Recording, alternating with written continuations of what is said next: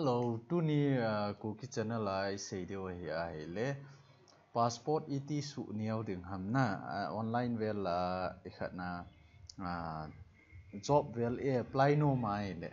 ni che phat le khun na hu pai mo ji in passport ho pi pem lim ho ga su niaw ding angai ji in lim ke kap ho ho i ga mo ko ai le na file la li nen a ke upload thei poi ti ho ong ke sei ji in hi ji chun bailam ta ET hi cho chu ga sima extra software lawang ET ga sim thei ding ham ti ni chalaya hun ki dong zui hin ki dong dung zui a hi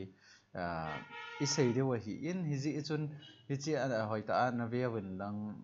hi chalaya hi ga velo hen hi chalai screen a hi lim khat au min hi chi size ga velo hen hi chalaya hi 1.03 na 1.03 MB a hi in hi chi ET hi chi sang aniao zo hi 1 MB sang aniao zo ET su niao ding ham ti ana sei yu hitin hi china dinga chu hi chlai computer ai chin lang chi wa ko na anoi langai che le chun windows accessories mintin hi chawa hi vela chun pin mintin hi chu click le chun hi chi pin hong ki hong ding hi in a hi lo wai le hi ta chu nei khat nom lo wai ong le hi chawa lim hi na mi ding ni chi lim na mi zo ting le chawa hi open with na na chi ding ni chawa hi pin ding hi na pin 3D lawa pin na na chi ding pin hi me le sun direct nga na lim chu pin na ong ki hong ding hi na hi chi ga sulin je mo hi tin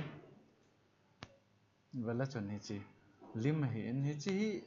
1 MB wa lai ji chun li nei na ta hi chi su neo ding na ti ai la size su neo ding na ti le resize na mi ding ai resize na mi zo ting le che wa percentage maintain le wa pixel maintain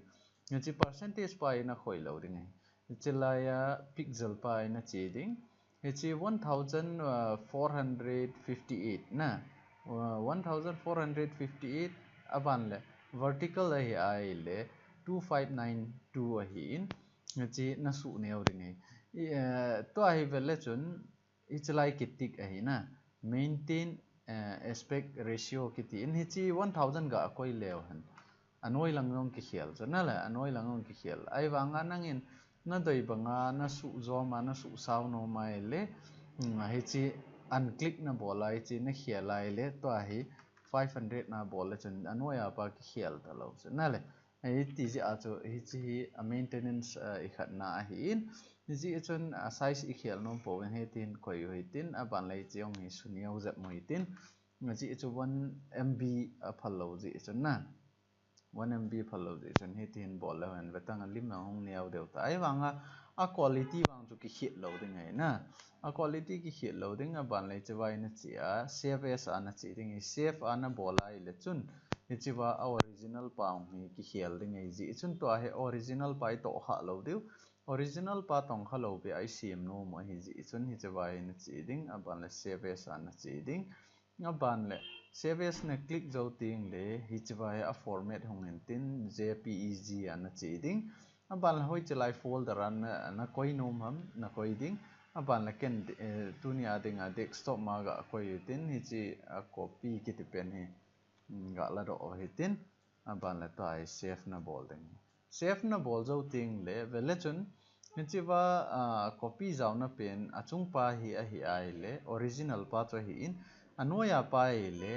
a size isu niau pau cho hi in na hi chi chun ga vele hen hi chi alui pa cho hi in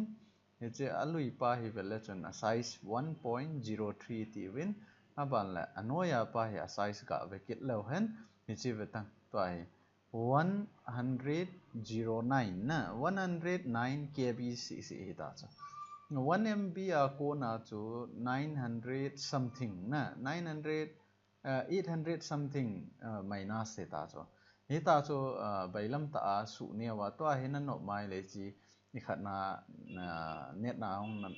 thil ho na apply na